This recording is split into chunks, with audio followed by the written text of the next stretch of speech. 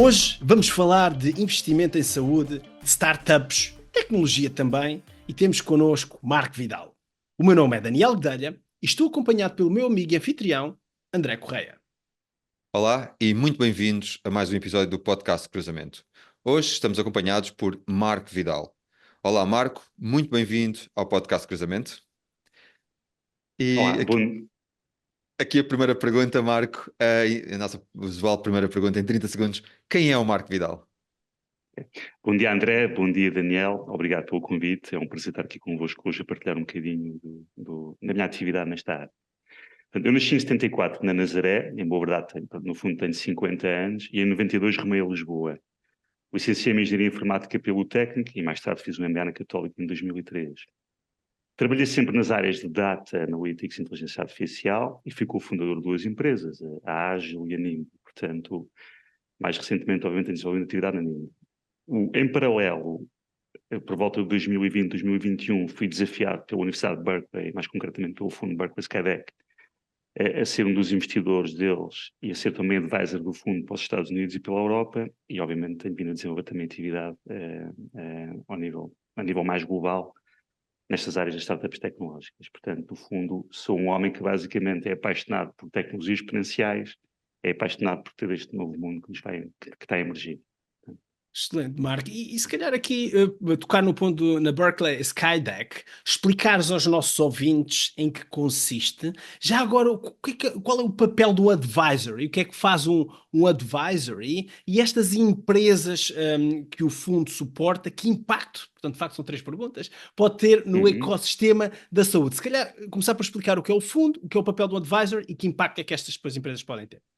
Sim, basicamente, o fundo Berkeley Skydeck é um fundo de venture capital, portanto, está ligado à Universidade de Berkeley, Califórnia, e que investe em startups tecnológicas cujo potencial de disrupção é muito elevado. Ok, basicamente é isso que estamos a falar.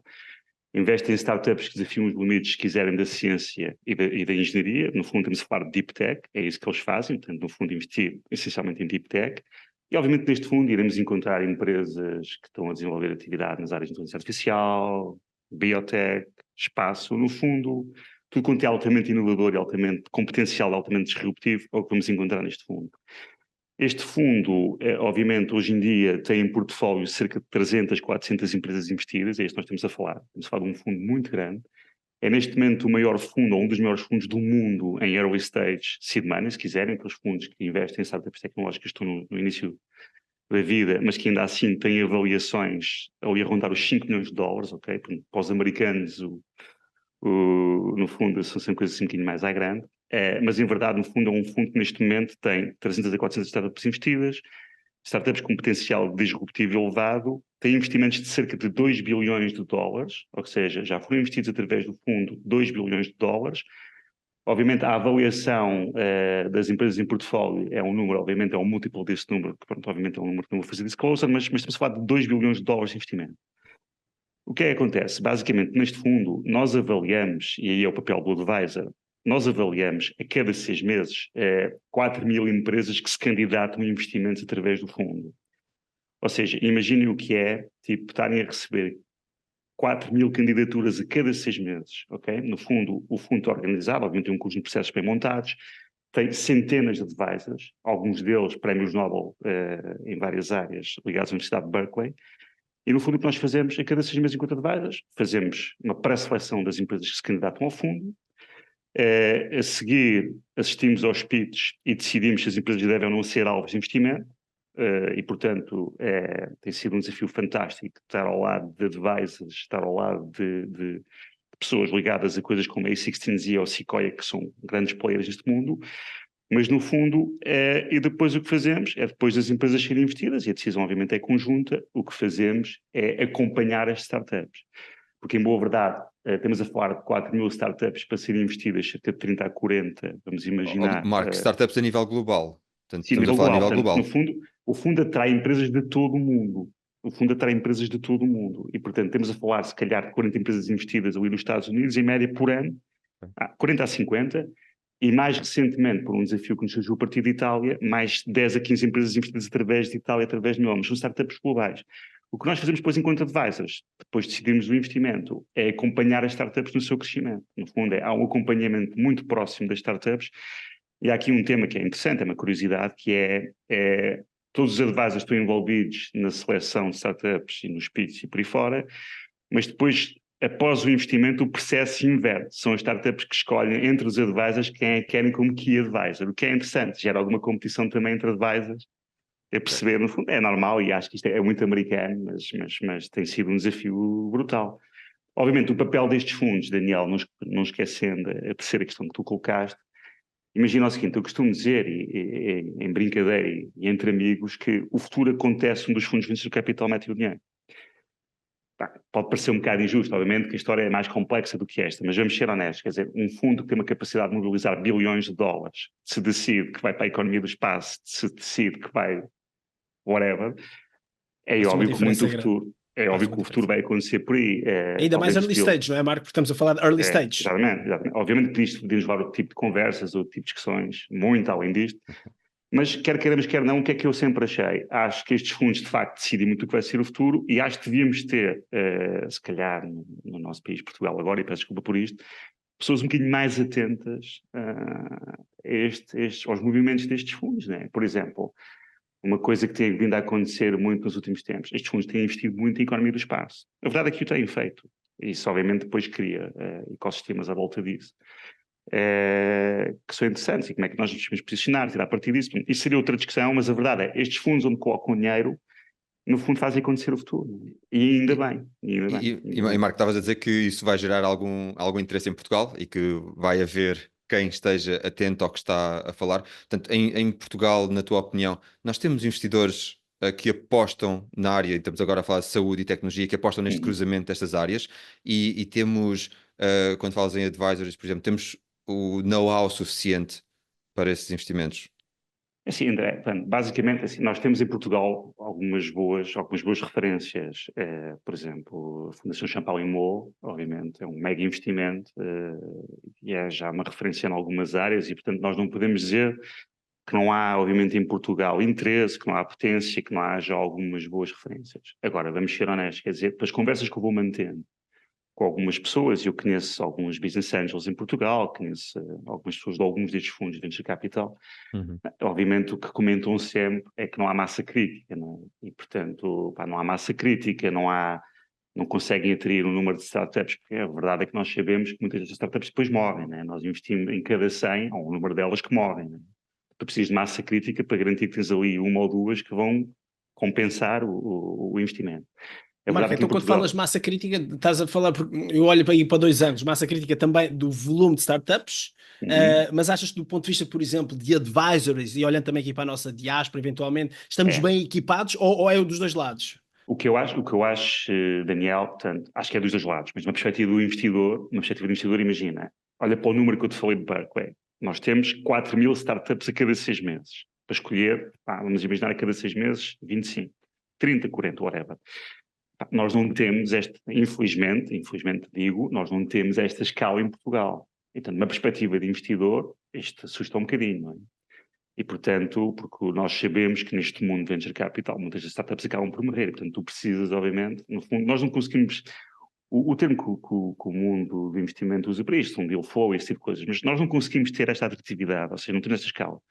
Agora, do ponto de vista do know-how, obviamente, também, André e Daniel, obviamente, há muitas pessoas muito qualificadas em Portugal, mas também, uma vez mais, vou dar um exemplo. Berkeley tem, neste momento, uma rede de 400, 500 advisors global altamente qualificados. Berkeley tem uma rede de advisors que compõem, por exemplo, é um tema que vamos falar mais tarde, por exemplo, a CRISPR, edição genética, é uma prémio Nobel da Química de Berkeley, não é? Imagine a quantidade de startups que nasceram à volta de terapias genéticas a partir deste fundo. Ou seja, e essas pessoas são advisors do fundo. Ou seja, e depois vamos ser honestos, quer dizer, o tema da saúde, que obriga a investimentos substanciais, são investimentos elevados, ter uma perspectiva mais local, mais específica, mais Portugal, eu considero que não faz sentido. Faz sentido ter uma perspectiva mais global. Aliás, eu falei com alguns médicos, professores de medicina que fazem também investigação e que tentam publicar alguns papers, eles diziam às vezes com algumas dificuldades que têm é não terem dados globais. E os papers são rejeitados porque focam apenas em dados aqui locais. E eu entendo isso, ou seja, no fundo a área da saúde em particular, até pelos investimentos a que obriga, ter uma perspectiva global é importante. Ter alianças, partilhar, obviamente, as parcerias são importantíssimas. E estamos a falar de saúde, Marco. Aqui e falaste em empresas de startups de alta tecnologia, deep tech. Tens 2 exemplos daquilo que possas partilhar connosco, de áreas ligadas à inovação, à tecnologia, à saúde, tu digas, não precisa de ser as empresas, mas aquelas áreas são, do meu ponto de vista, áreas de futuro. Eu vou dividir a resposta em 2, Daniel. Imagina, há duas empresas já a atuar que eu acho que representam muito o que será o futuro. Uma delas nós temos trabalhado conjuntamente, que é a Fountain Life. A Fountain Life aposta muito em longevidade e bem-estar, mas na prática o que nós temos a falar é de uma empresa que está a crescer globalmente a um ritmo muito elevado. Ela já está a crescer a um ritmo muito elevado, já está presente na Europa, já está presente na Ásia e por aí fora, e está a crescer a um ritmo muito elevado. E basicamente o que eles estão a fazer eles estão a utilizar tecnologias de inteligência artificial, de genética, para, obviamente, e têm algoritmos de inteligência artificial já aprovados para a FDA, ok? Isto leva-nos a outra discussão, as aprovações na Europa, as aprovações nos Estados Unidos, também não vou entrar por aí. Sim, mas é um tópico também muito interessante, muito interessante. Okay. Se calhar para os nossos ouvintes, Marcos, são assim muito high level, são ritmos diferentes, não é? Qual é a tua observação? Muito mais acelerado. É mais acelerado nos Estados Unidos. É sim, obviamente, é um tema que não queria entrar muito por ele, Daniel, mas a Europa é muito mais complicada. As aprovações da Europa são muito mais complexas. A Europa são um conjunto de países, e portanto é muito mais complexo. Os Estados Unidos a coisa é um bocadinho mais rápida.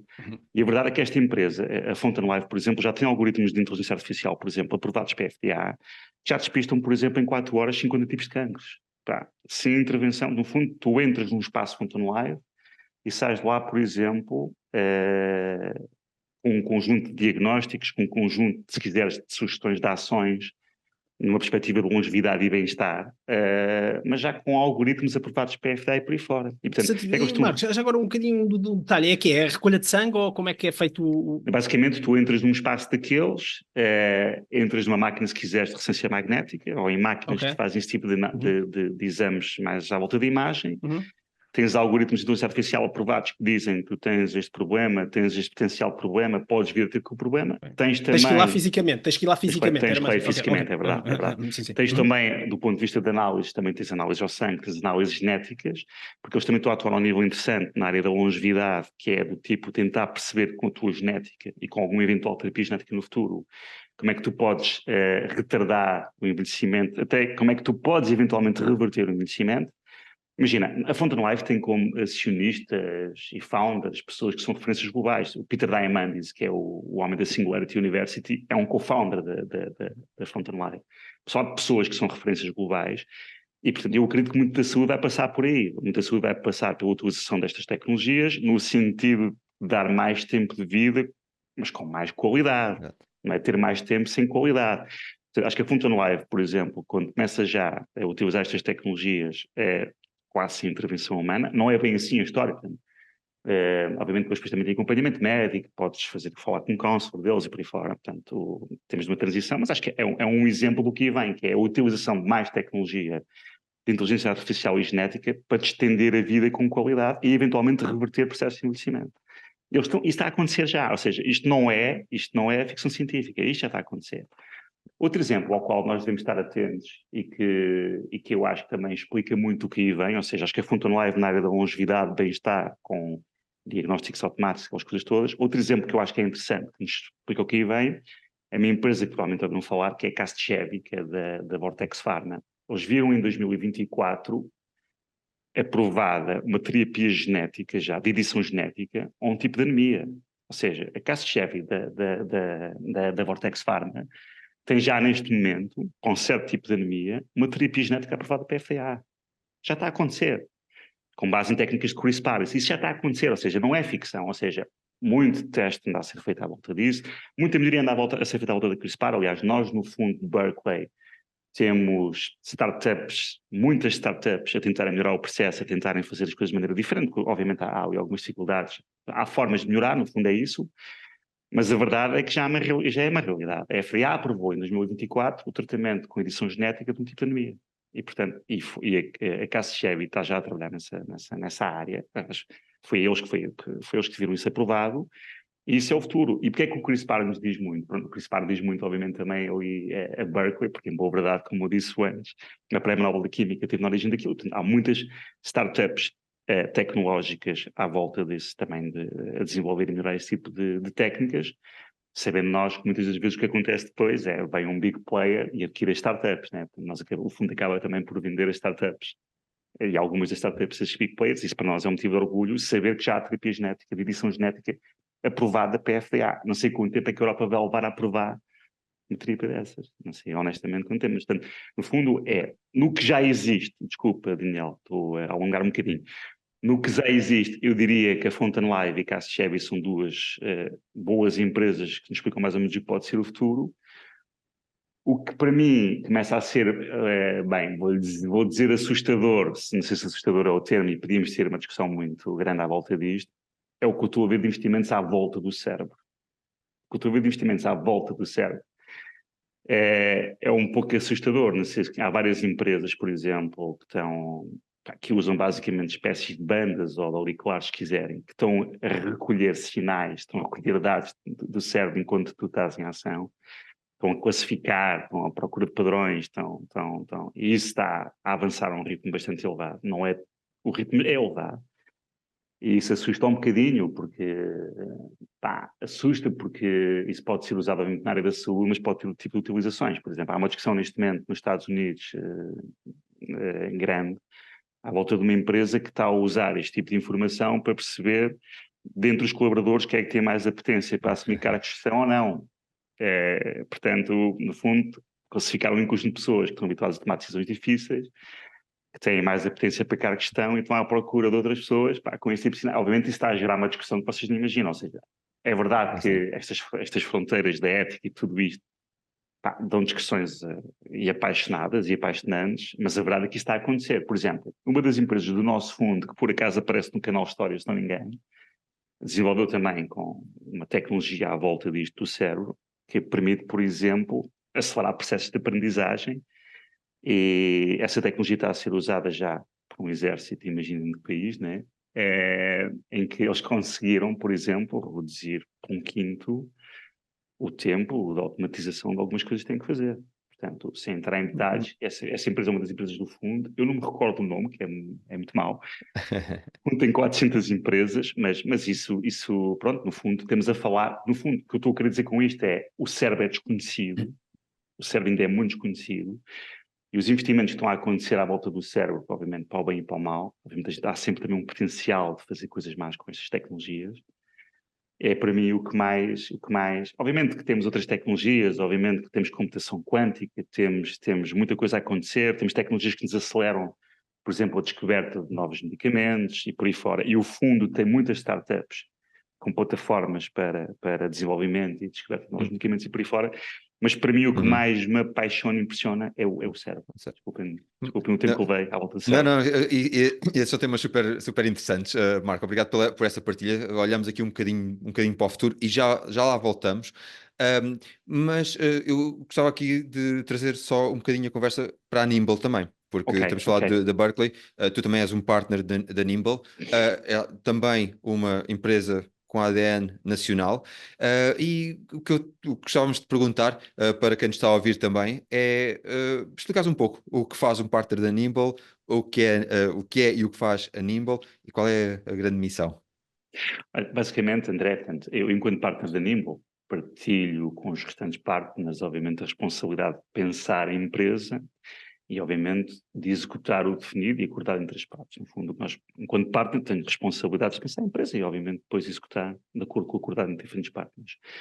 A Nimble é uma empresa que nasceu em 2012, em meados de 2012, e que atua essencialmente nas áreas de Data Analytics, Inteligência Artificial e Inovação. Basicamente é isso. Nós somos focados nestas áreas. E, portanto, esse é o nosso foco. Obviamente o que nós fazemos, obviamente nós apoiamos os nossos clientes a pensar estrategicamente como é que podem utilizar todas estas tecnologias exponenciais. Tecnologias exponenciais, entenda-se, tecnologias de inteligência artificial, biotech e por aí fora. Tecnologias cujo impacto é exponencial ao longo do tempo. okay, se quiserem. Ok. E, portanto, nós apoiamos os nossos clientes a pensar como é que podem tirar partido das tecnologias exponenciais e obviamente, também os apoiamos depois na execução das estratégias que são definidas. Na prática, no fundo, o que nós fazemos depois, desenvolvemos e mantemos soluções de inteligência artificial e por aí fora, né? Seguindo o plano que foi definido. Obviamente, a Nimble, o que nós sempre fizemos foi, e o que nós sempre quisemos foi garantir que éramos uma empresa que estava na linha da frente e que no mais complexo sabia, do ponto de vista de projetos em Portugal, no fundo, na prática, sempre nos posicionámos como uma empresa muito sénior, de elevada, com competências muito séniores, se quiserem, e uma capacidade forte, acima de tudo uma empresa que está focada na resolução ou de novos problemas ou de velhos problemas de formas diferentes. Quase como se tiver, no fundo nós temos uma abordagem em cada cliente nosso, quase como se cada projeto fosse quase a constituição de uma startup para resolver aquele problema. Mas, acima de tudo, obviamente, nós sempre prezamos pela excelência e pela confiança e temos conseguido isso. Nós temos uma história de vários anos de clientes que confiam em nós e de excelência, mas, acima de tudo, um dos grandes nossos desafios tem mesmo a ver com isso, que é trazer o que mais inovador existe no mundo aos nossos clientes. Portanto, a nossa área de inovação, em boa verdade, se quiserem, é mais gestão de inovação e transferência de conhecimento. O que nós fazemos, basicamente, até porque o fundo e as empresas do fundo são investidas por nós. Em boa verdade, são investidas por nós. O que nós fazemos muitas vezes, vamos imaginar, vou dar um exemplo concreto na área da saúde. Houve uma entidade na área da saúde que nos disse, Marco, nós gostávamos de ter uma plataforma que nos permitisse atuar ao nível mais de eficiência, mais de otimização de recursos e por aí fora. Não é tanto ao nível específico do tratamento da doença A ou B, é mais do ponto de vista de gestão. E nós, para terem uma ideia, conhecendo o use case deles, nós, para terem uma ideia, em 2 semanas, já com dados que eles nos tinham fornecido, nós tínhamos uma solução, nós mostrámos uma solução com uma plataforma a funcionar, com evidência de que eles conseguiriam melhorar claramente do ponto de vista de eficiência. Obviamente, isto é possível, obviamente, porque fazemos parte de um dos ecossistemas mais inovadores do mundo. E o que nós queremos é isso. O que nós queremos é trazer a Portugal o que mais inovador existe no mundo, porque nós, em boa verdade, também participamos no desenvolvimento de soluções com as startups, a partir da Nimble. Nós temos pessoas a trabalharem para as startups a partir da Nimble, a desenvolverem o que mais avançado existe em inteligência artificial e por aí fora. E, portanto, o que nós queremos é isso, é trazer o que mais inovador existe no mundo a Portugal, ou seja, os nossos clientes desafiam-nos, nós respondemos, e uma coisa que é interessante, que eu até acho que é importante ser divulgada, que é, estas startups procuram referências. Estas startups são pessoas altamente motivadas, mais do que as grandes corporações, as grandes empresas, desculpem, são pessoas altamente motivadas que procuram referências e, portanto, é relativamente simples, sem grande investimento, trazer soluções inovadoras para Portugal. E Portugal tem a dimensão certa para isso e, portanto, nós queremos, no fundo, nós sabemos que podemos fazer um trabalho melhor e estamos a fazê-lo e vamos começar a fazê-lo, mas basicamente é muito isso. O que nós queremos basicamente é garantir que os nossos clientes crescem sustentadamente com o que mais inovador existe com o nosso apoio, basicamente isso. Nestas áreas exponenciais. E Marco, essas áreas exponenciais, e falaste aí em tua resposta várias vezes em Portugal. Queríamos mesmo muito ouvir aqui a tua visão, e se calhar uma pergunta, não é provocadora, mas se calhar um bocadinho esticada, stretched. Como é que então podemos tornar Portugal o hub europeu nas áreas da saúde e da tecnologia? E qual é que pode ser o papel da Nimble, né, nesse processo e o teu já agora? É assim, Daniel, vou dizer que já fiz 1 ou 2 esforços nesse sentido, já agora, não, sem entrar em detalhes, diria que tive um primeiro esforço nesse sentido, com quem conversei saberá que o fiz e, portanto, é work in progress. Obviamente, é assim, a ideia não é obviamente estar aqui a criticar, mas de facto a tomada de decisão em Portugal é muito mais demorada e vocês sabem isso do que é, por exemplo, nos Estados Unidos. E isso às vezes, pronto, limita-nos aqui um bocadinho, porque às vezes, apesar dos americanos, por exemplo, saberem disso, na hora da verdade, quando isso está a acontecer, ninguém entende às vezes porque é que as respostas levam meses. À parte disso, o que eu posso dizer é o seguinte: na área da saúde em Portugal, a europeu na área da saúde em Portugal. Olhem para o que o governo italiano, por exemplo, através de Milão fez. O que Itália fez? O que Itália fez foi convidou o fundo Berkeley a vir para a Europa. Itália foi inteligente. O que é que eles fizeram? Ok, nós queremos criar aqui um ecossistema de inovação numa área específica, que não é, obviamente não é a saúde, e desafiaram quem sabe, e neste momento, quer queiramos, quer não, desafiaram o Berkeley, que é o maior fundo do mundo, early stage, seed money, ok? Ir para a Itália, para Milão. E assim e com isso, o que é que está a acontecer ali em Milão? O que está a acontecer em Milão é que estão a atrair founders e pessoas qualificadas de todo o mundo, estão a criar postos de trabalho altamente qualificados,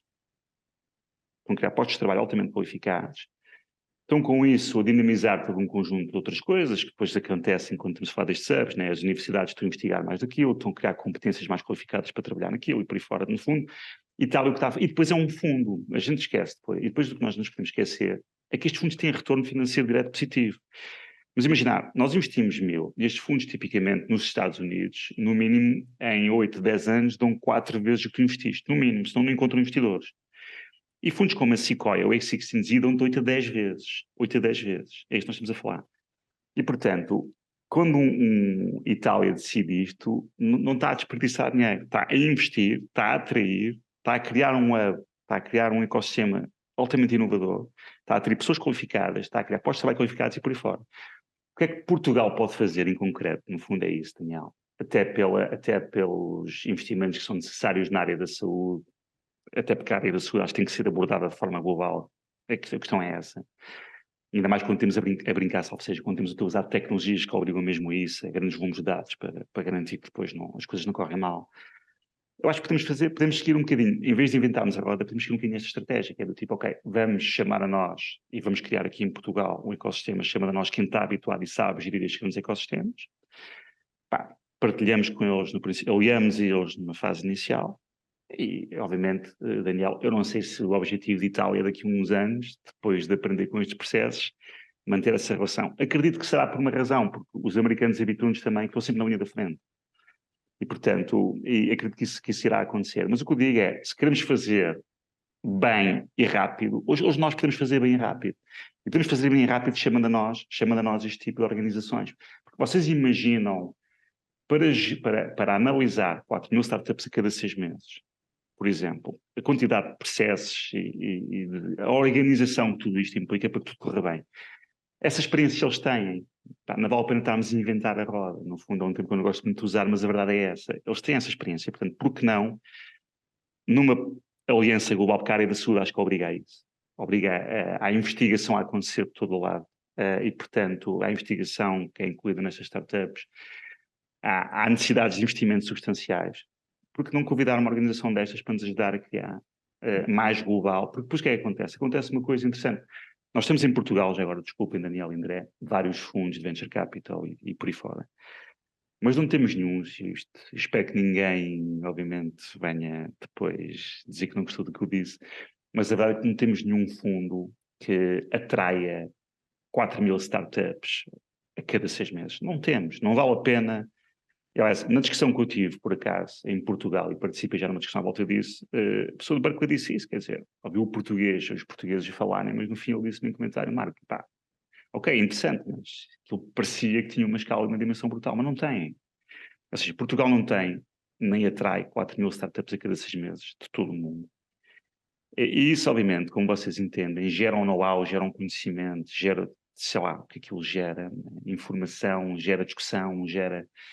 No fundo, é algo que eu acho que nós podemos fazer acontecer em Portugal, basicamente, em resumo, com uma organização destas, quer dizer, e podemos fazer rápido. Marco, mas e aí também uma coisa que eu estou a ouvir é uma visão a longo prazo e não necessariamente uma visão a muito curto prazo. Achas que esse pode ser um desafio que atualmente nós em Portugal temos e que é algo que temos que mudar?